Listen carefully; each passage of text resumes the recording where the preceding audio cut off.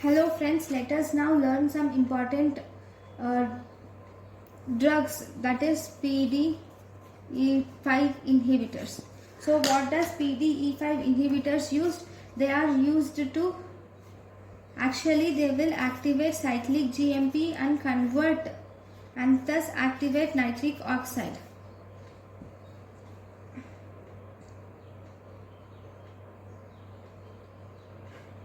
Sorry.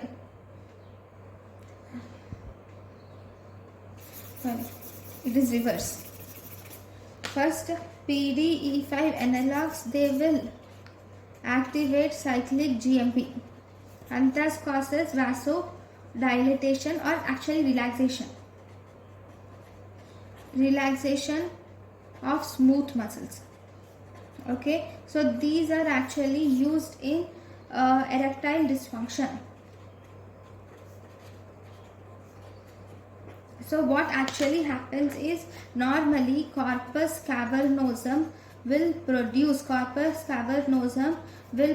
nitric oxide during arousal.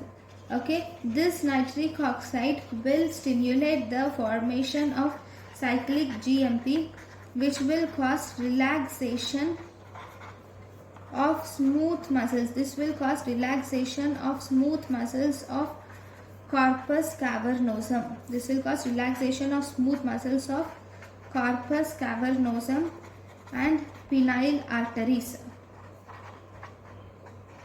And because of this relaxation, it will also cause engorgement of corpus cavernosum.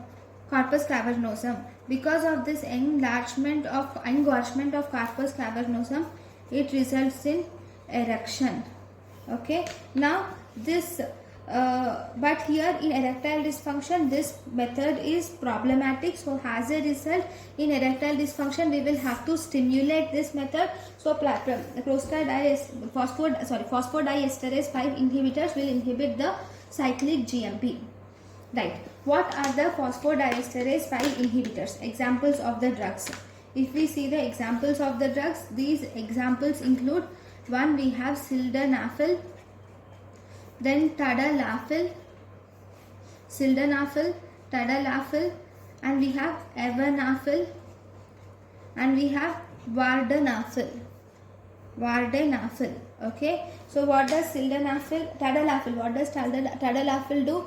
Actually, tadalafil is a long acting drug which is 24 to 36 hours. Okay, this tadalafil, bioavailability of this tadalafil is not affected by food. Tadalafil bioavailability is not affected by food. It is about tadalafil. Then we have avanafil. What is avanafil? Avanafil is most rapidly acting drug, which is, this avanafil is seen within 15 to 30 minutes. What is avanafil? It is most rapidly acting drug which acts within 15 to 30 minutes.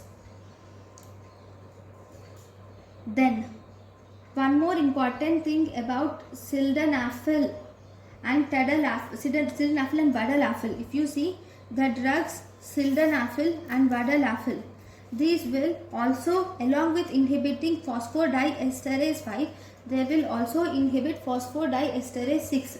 Because they inhibit phosphodiesterase 6 in the retina, they will result in blurring of vision,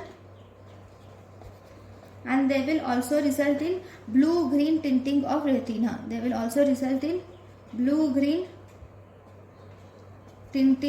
Vision. Okay, this phosphodiesterase 6 inhibition in retina causes blurring of vision in retina and blue-green tinting of vision.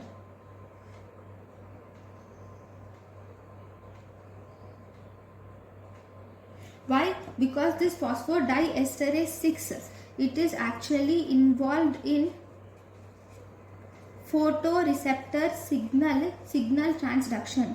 It is involved in photoreceptor signal transduction.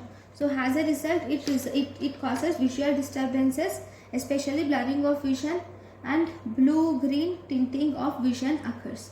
So These are the important points of phosphodiesterase 5 inhibitors. Thank you for watching.